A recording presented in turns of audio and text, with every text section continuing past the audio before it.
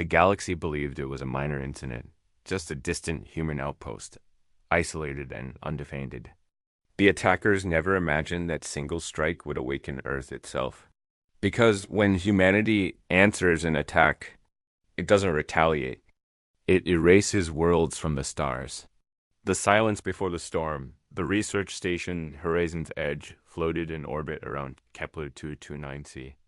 A barren moon with strange magnetic properties that fascinated human scientists. Dr. Elena Vasquez stood in the observation deck, watching her 7-year-old daughter Maya draw pictures of the swirling auroras that danced across the moon's surface.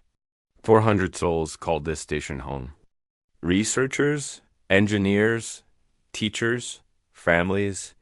They were here to learn, to discover, to push the boundaries of human knowledge further into the cosmos. Elena had accepted this posting 3 years ago, bringing Maya with her after her husband died.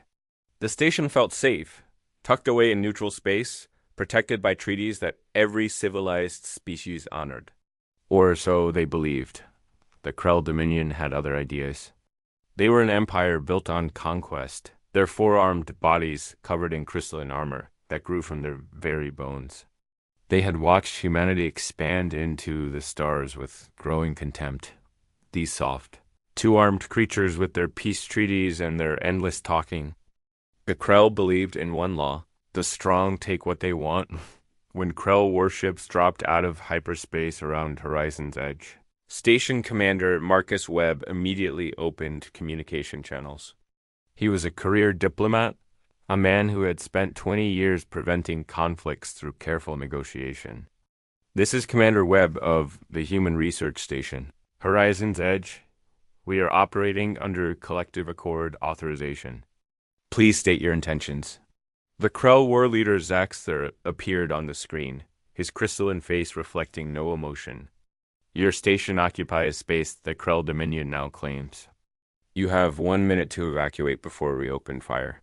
Marcus felt ice flood his veins. 1 minute. We have 400 people here, including children. This station isn't even military. We need time. 50 seconds. Marcus hit the station-wide alarm. Throughout Horizon's Edge, people dropped everything and ran. Parents grabbed their children. Scientists abandoned decades of research. Everyone rushed toward the escape pods, knowing they would never be enough. Elena scooped Maya into her arms and ran. The corridors were chaos, people screaming, crying, pushing. She made it to an escape pod bay just as the first missile struck. The station shuddered. Lights died. Emergency sirens wailed. Elena shoved Maya into a pod with a group of other children, but there was no room for her. Mommy.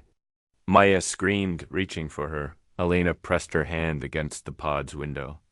I love you, baby. You're going to be okay. She hit the launch button. The Krell didn't let the pods escape. They hunted each one down methodically, broadcasting every moment across their empire's communication networks. Entertainment, a demonstration of power. The pods were unarmed, filled with terrified civilians, and the Krell destroyed them all. It took 12 minutes for Horizon's Edge to die completely. 12 minutes for 400 human lives to be erased from existence. The Krell broadcast it all, wanting the galaxy to see how easily they could crush these weak humans. Earth received the distress signal 6 hours later. The recordings were complete, every moment documented.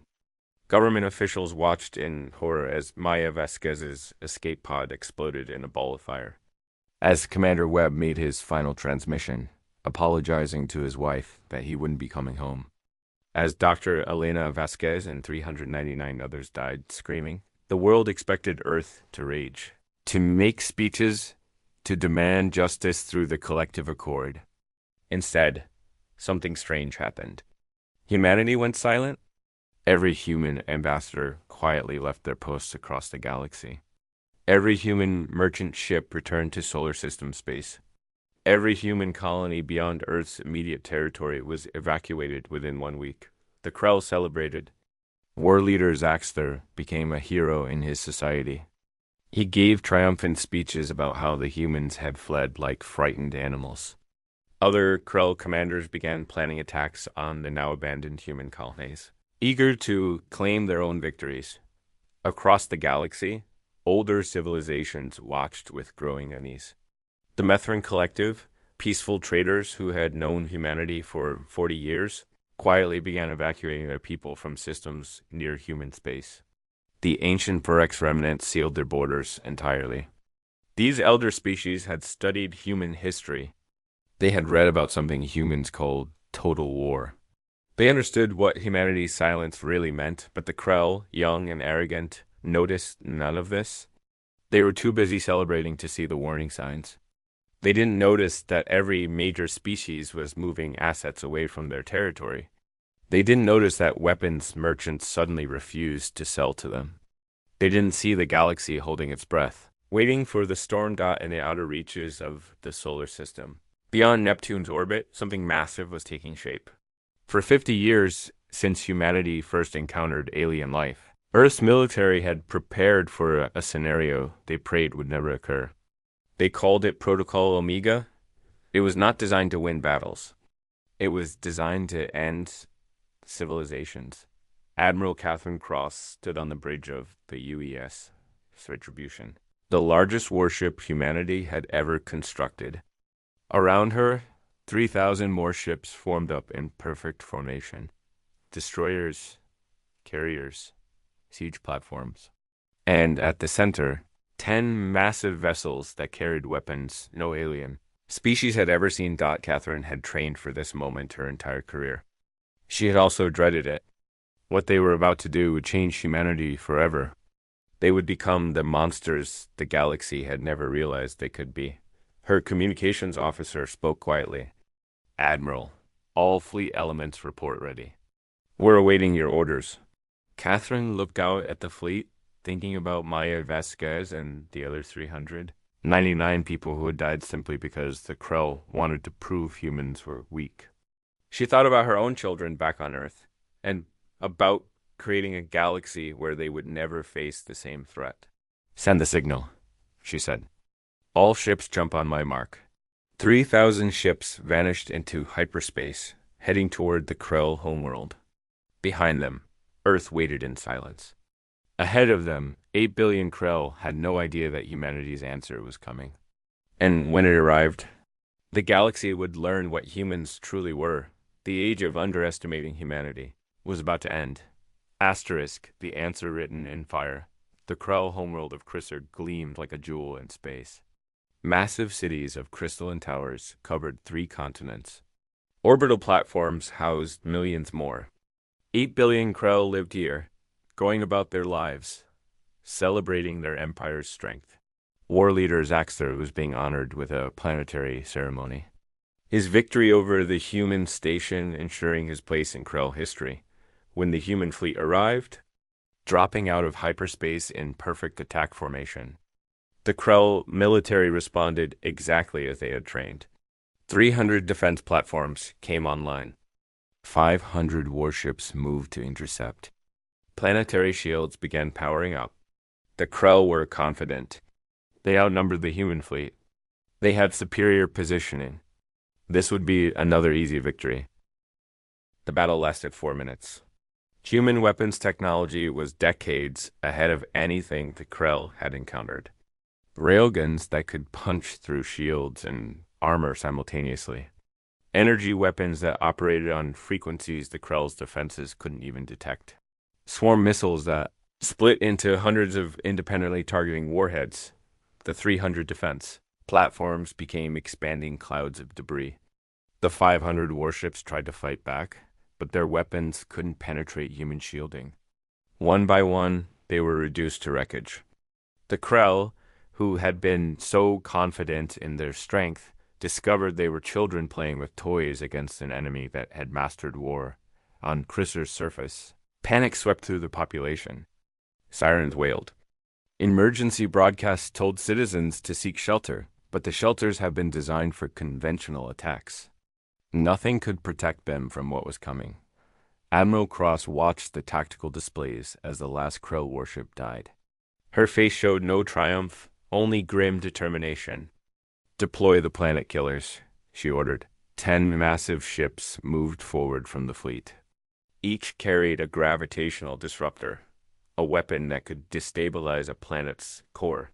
Humanity had developed this technology 30 years ago and hidden it from the galaxy, hoping never to use it. Today, that hope died. The weapons activated simultaneously, sending invisible pulses deep into Chrysaor's mantle. The effect was not immediate, but it was inevitable. The planet's core began to collapse in on itself, creating catastrophic tectonic stresses throughout the entire world. War leader Zaxxer stood in the ceremonial plaza, where thousands had gathered to honor him. The ground began to shake. At first, he thought it was another earthquake, but the shaking grew worse. Then he saw the horizon crack. A massive fissure opened in the distance, swallowing entire city districts. The crystalline towers, so beautiful and strong, shattered like glass. Admiral Cross opened a communication channel, broadcasting on every frequency. Her voice would reach every Krell on the dying planet below, and every species across the galaxy monitoring this event. I am Admiral Catherine Cross of the United Earth Navy. Your planet is dying. Within 6 hours, Chrysaor will be nothing but debris. This cannot be stopped. This cannot be reversed. She paused, letting her words echo across a world beginning to tear itself apart. You attacked our research station? You murdered 400 of our people. Scientists studying magnetic fields. Families trying to build a life among the stars. Children who had never hurt anyone. On the surface, the destruction accelerated. Oceans boiled as magma broke through the crust. The atmosphere caught fire as volcanic gases ignited. Millions died in the first hour. Billions more watched helplessly as their world ended around them. We asked for nothing but peace, Admiral Cross continued. We followed every treaty. We respected every boundary. And you decided that our restraint meant we couldn't fight. You broadcast the murder of our people as entertainment. You celebrated the deaths of our children. Zaxxer fell to his knees as the plaza split open beneath him. Around him, the Krell who had celebrated his victory now screamed in terror. He had been so certain of their strength, so sure that humanity was weak. He had been catastrophically wrong. This is humanity's answer. The Admiral's voice was cold, final. This is what happens when you force us to abandon mercy. We did not want this. We tried to be peaceful, but you left us no choice. The human fleet remained in orbit, watching as Chrysaor died. They made no attempt to rescue anyone.